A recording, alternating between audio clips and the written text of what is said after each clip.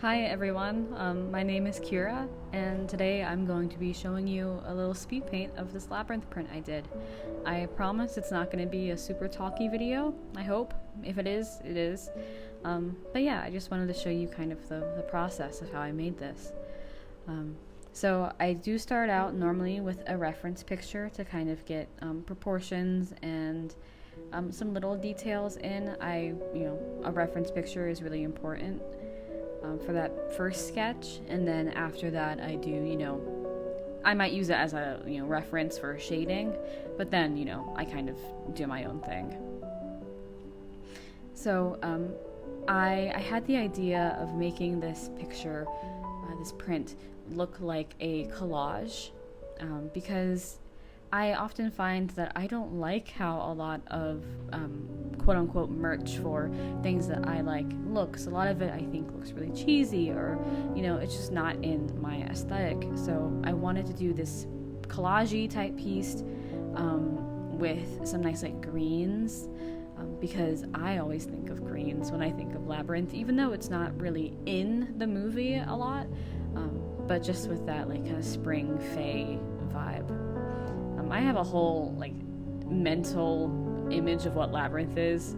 I love it so much, and I really wanted to have the quote, "It's only forever, not long at all," which is from the song Underground, which is in the opening credits.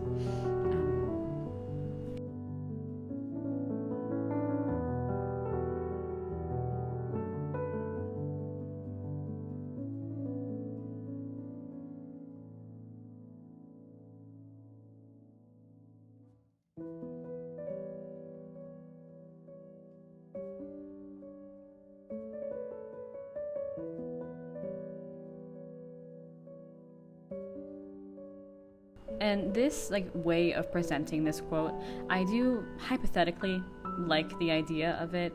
I ended up changing it, and you'll see that soon.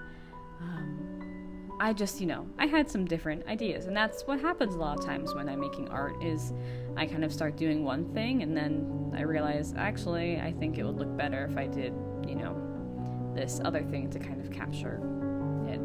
And here I'm just fixing the barn owl's feet so it really grips onto the title, which is down there. And I wanted to add, to give it more of that collage feel, I wanted it to look like there was some gold star stickers. So here I'm painting that myself, and hopefully, trying to make it look as realistic as possible. I did pull up a reference image for this that you can't see because I was using the iPad's actual reference feature that they have built in. So there's just a lot of tiny little edits trying to make this look as textured and realistic as possible. And now I'm beginning Jareth, because you can't have a Labyrinth art piece without having Jareth. And my first idea was having it be more of a full body thing like this. And I do hypothetically like this idea. But if you couldn't remember from the print I showed at the beginning, this does not stay like this. It does get changed. And here's what I ended up doing with the quote.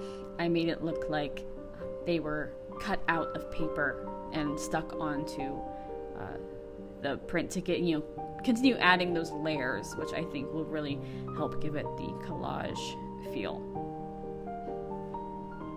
And I'm trying to make this Jareth work, and it's just, it looks fine. It looks fine, but I just, to me, it wasn't looking right, and it wasn't feeling like Jareth. It was feeling like a cosplayer, and it didn't look enough like David Bowie to me, so here I am pulling out an actual reference photo. Same kind of concept, but I wanted to get the proportions right, while still, I'm still always adding my style into it, even when I use a reference photo that I'm going over. And I do fix his eyes. They look a little too big, a little too cartoonish here. That's when I fix them. Now they're kind of that smaller, heavy-lidded that David Bowie had. And I do fix like the way, and the hard thing when you're doing someone who has mismatched eyes, and you know, David Bowie had different sized pupils, is that you have to kind of work over time, metaphorically, to make it look like they're intentional, because they can really quickly just make them look like you messed up the art. And you know, when I'm doing pieces, I kind of go back and forth between what part of the piece I want to be working on at any given time. That's just how my mind works. I go back and forth and back and forth. But I think right now, yeah, I'm just doing more Jareth details.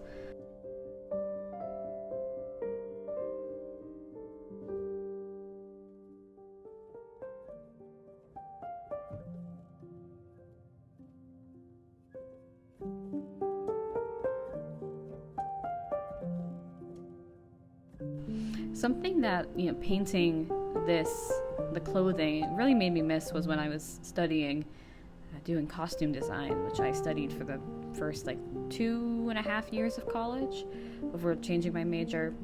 And I really did enjoy like making costume designs.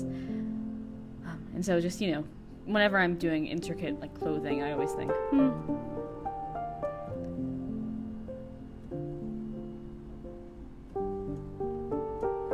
I ended up using one of the provided texture brushes to add that pattern to his clothing.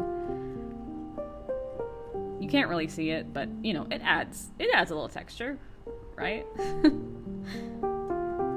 And of course, just going in and messing with the hands, which I think is, you know, the eternal struggle of all artists. I'm trying to make the hands look just right, and adding all the little details that kind of make it pop. And now I'm working on the background, and let me tell you, I hated doing this. I hated this background, and you can't even really see it in the final print. So what was the point? I really do want to practice doing landscapes, because I've done a few, none that I think ever really posted super publicly, but to me they always just seem very muddied. I need to work on kind of that contrast and, you know, different values. I don't know. I didn't go to art school. I don't know what's going on. And I thought, you know, maybe a maze will look good because it's a labyrinth, and I did all this work to make a maze that probably doesn't make sense and have a solution.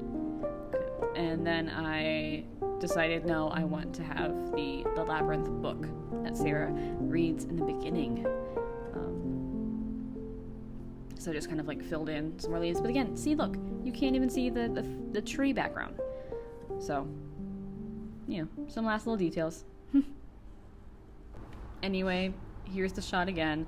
I hope that you all enjoyed this video and that my yapping wasn't too annoying. Yeah. Have a good day. Bye. Mwah.